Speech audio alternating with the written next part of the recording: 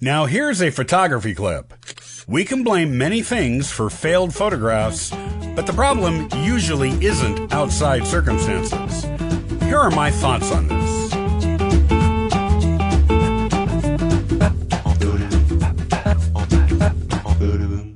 For any creative, and really this is probably something that applies in many areas of life too, the hardest thing to do is to own up to our own mistakes and failures. It comes to mind with creativity, and photography in particular, because when you embark on a creative path, those failures will be many. I dare say that if any of us look through our archives, the sheer volume of images that never got used tell that tale quite well. Most are failures, and only a few shining images end up making the cut and going on to become something that we process and display. It's important to examine these failures and take them into account. In fact, I'd say it's our duty to face our mistakes and analyze them. That's the only way we can recognize them, then recognize what went wrong and fix these problems in future endeavors. It's all part of the learning process, same as when we take tests in school. When we didn't get perfect grades, we knew what we needed to work on in order to improve. Another thing that I think is important to recognize is this. When a photograph fails, it's probably the result of the photographer. There are always, of course, exceptions like sudden and entirely random equipment failures. If your camera refuses to turn on, but you've taken care of it well, the battery is charged and everything is as it should be, then this is of course not your fault. Or perhaps you accidentally drop a lens while out in the field, and that's really no one's fault because accidents do happen. But conversely, it's all too easy to blame circumstances for failed photographs or failed photography trips.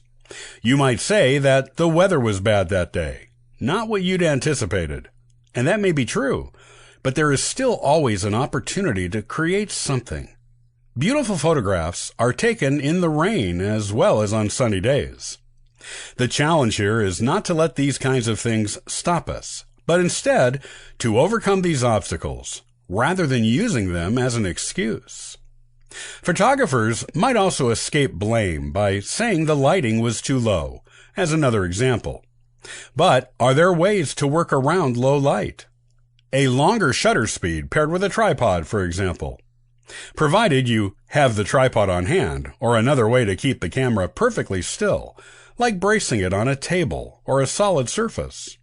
Or, if this is something that happens commonly, you find yourself often missing photographs because the lighting is too low and you can't stabilize the camera. Then perhaps it's time to invest in that tripod. That's the main thing to keep in mind. One way or another, barring completely random accidents, there is usually something that the photographer can do to make photography work no matter the situation.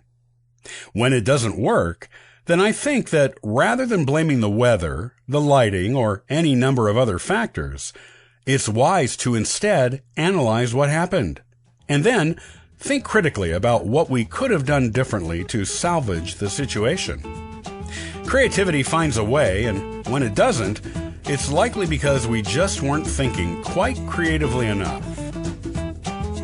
Thanks for listening to the Photography Clips podcast. Stop over at willmoneymaker.com and download a free ebook and sign up for the weekly postcard giveaway.